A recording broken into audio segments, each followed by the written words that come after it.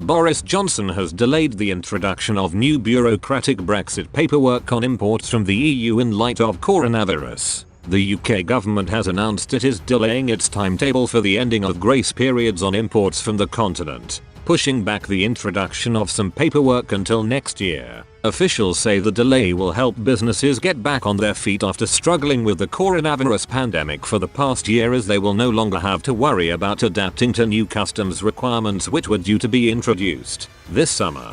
The Cabinet Office believes, as well as helping businesses, the delayed timetable will minimize border disruption and help boost the economic recovery. Michael Gove said, "Although we recognize that many in the border industry and many businesses have been investing time and energy to be ready on time, and indeed we in government were confident of being ready on time, we have listened to businesses who have made a strong case that they need more time to prepare. In reviewing the time frames, we have given strong weight to the disruption which has been caused, and is still being caused, by COVID, and the need to ensure that the economy can recover fully. The move will come as a relief to EU businesses shipping to the UK, who now have longer to prepare for the introduction of new paperwork." However, Brussels has not shown any signs of reciprocating the move for British businesses looking to sell to the continent. It means UK firms risk being crippled by new red tape while businesses in the EU are unimpeded. Talking about difficulties in trade, this morning the EU's most senior diplomat in London,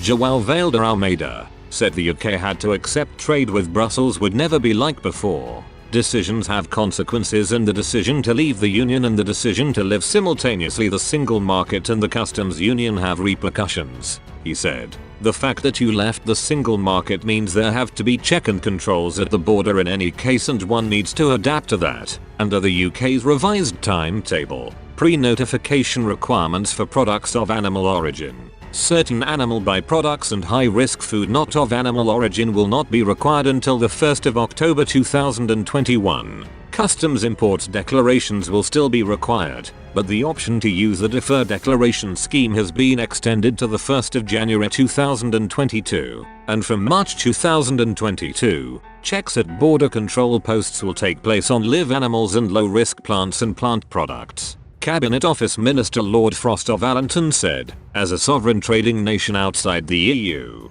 we have freedom to take decisions in our national interest, and in the interest of our businesses. We will now introduce border controls broadly 6 months later than planned to give traders time to focus on getting back on their feet as the economy opens up after a difficult year. We are confident that this new timetable will allow import businesses to re-establish their trading arrangements after a difficult period due to coronavirus, in the most straightforward and lightest touch way possible." Earlier this month the UK also said it was extending the grace periods on paperwork for exports from Britain to Northern Ireland. As part of Boris Johnson's Brexit deal, the province remains a part of the EU customs union under the Northern Ireland Protocol. Those looking to ship goods over the Irish Sea must therefore fill out paperwork. Some of the grace periods due to end in April have been extended by Britain for another 6 months, much to the anger of the EU, who have accused Britain of breaking international law. Express Co UK understands the bloc intends to take legal action against the decision in the coming days.